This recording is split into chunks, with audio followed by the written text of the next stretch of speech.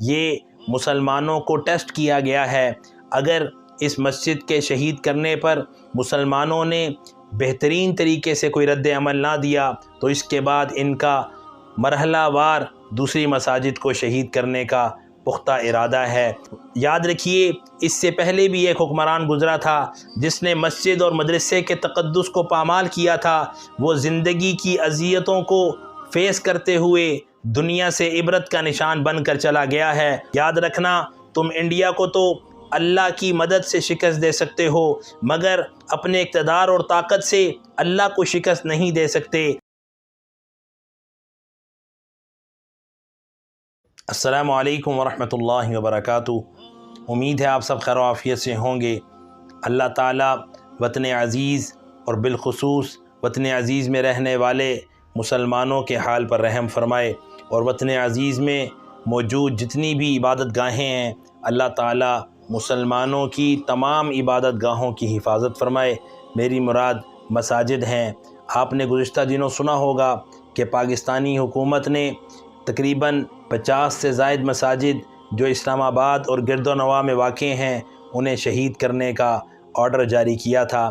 اب عوام کو چیک کرنے کے لیے کہ مسلمان پاکستان میں رہنے والے اور بالخصوص اسلام آباد اور گرد و نواح میں رہنے والے وہ کس حد تک بیدار ہیں اور کس حد تک مساجد سے محبت اور عقیدت رکھتے ہیں، یہ میں اس لیے عرض کر رہا ہوں کہ یہ ایک مسجد جس کے بارے میں آپ نے سنا کہ مدنی مسجد جو اسلام آباد میں واقع تھی اس کو شہید کر دیا گیا ہے رات کی تاریکی میں، اور یہ چالاکی کی گئی کہ رات کی تاریکی میں اسے شہید کر کے اس جگہ پر ملبہ بھی صاف کر دیا گیا، بلکہ اس جگہ پر درخت لگا دیے گئے تاکہ پتہ چلے کہ یہاں کچھ تھا ہی نہیں۔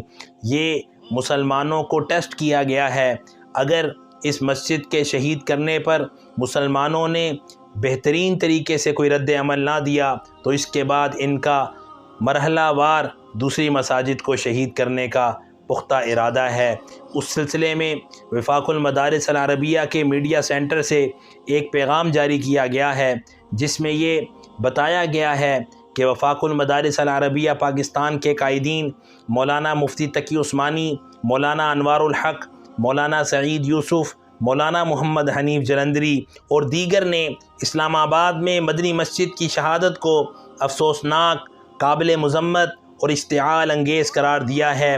انہوں نے یہ فرمایا ہے کہ ضیاء الحق کے دور سے قائم قدیمی مسجد اور دینی مدرسہ کو شہید کرنا اللہ رب العزت کے غیظ و غضب کو دعوت دینے کے مترادف ہے۔ یہ وفاق المدارس العربیہ پاکستان کے قائدین نے فرمایا ہے کہ ملک بھر میں شدید تشویش، اضطراب بلکہ اشتعال پایا جاتا ہے، اور اس جسارت سے دنیا بھر کے مسلمانوں کے جذبات مجروح ہوئے ہیں۔ اس صورتحال کی ہر قیمت پر تلافی کی جائے۔ وفاق المدارس العربیہ پاکستان کے قائدین نے یہ مطالبہ کیا ہے کہ مسجد و مدرسے کو اپنی جگہ پر دوبارہ تعمیر کیا جائے، ورنہ اس کے ملک کے مستقبل پر بہت منفی اثرات مرتب ہوں گے۔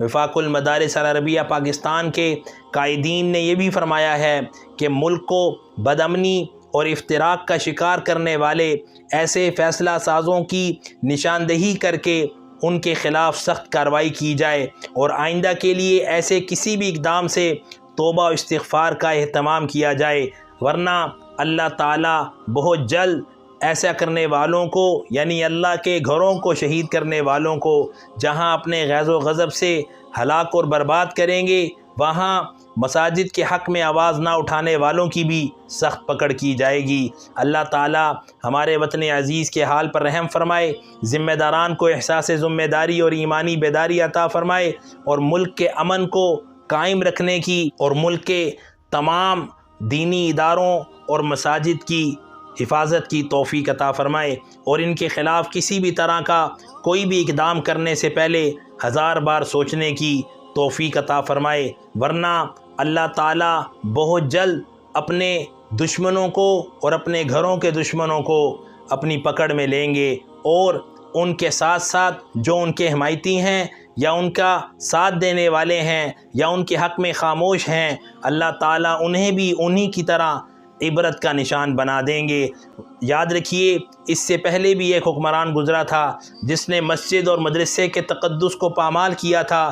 وہ زندگی کی اذیتوں کو فیس کرتے ہوئے دنیا سے عبرت کا نشان بن کر چلا گیا ہے۔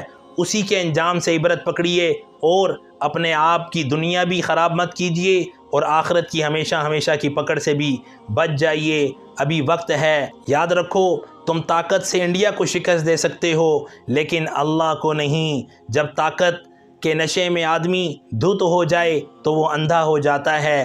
یہی حال اب موجودہ حکمرانوں کا ہے کہ ایک سابقہ ڈکٹیٹر اور مساجد دشمن کے انجام سے بھی عبرت نہ حاصل کی اور رات کے اندھیرے میں خدا کے گھر کو اسلامی ملک کے دارالخلافہ میں شہید کر دیا گیا۔ انا للہ و انا الیہ راجعون۔ یاد رکھنا تم انڈیا کو تو اللہ کی مدد سے شکست دے سکتے ہو مگر اپنے اقتدار اور طاقت سے اللہ کو شکست نہیں دے سکتے۔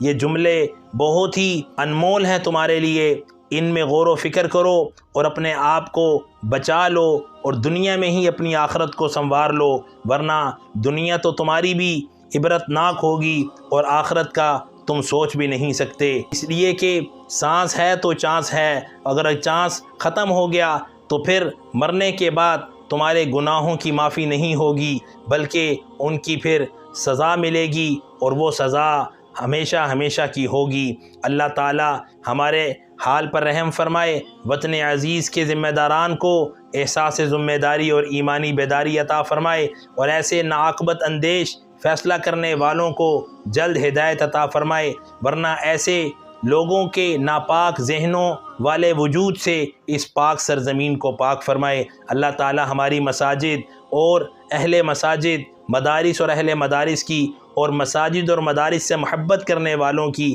حفاظت فرمائے اور ہم سب کا اور ہمارے وطن عزیز کا حامی و ناصر ہو۔ مفاد عامہ اور صدقہ جاریہ کے طور پر اس پیغام کو معاشرے میں لوگوں کو جگانے اور بیدار کرنے کے لیے اور موجودہ حالات سے نپٹنے کے لیے مساجد اور مدارس کے حق میں اپنے آپ کو پیش کرنے کے لیے آپ ان کا ذریعہ بنیے۔ اللہ تعالی ہم سب کو دین اور دنیا کی تمام خیریں اور بھلائیاں عطا فرمائے اور ہم سب کا حامی و ناصر ہو۔ آمین یا رب العالمین۔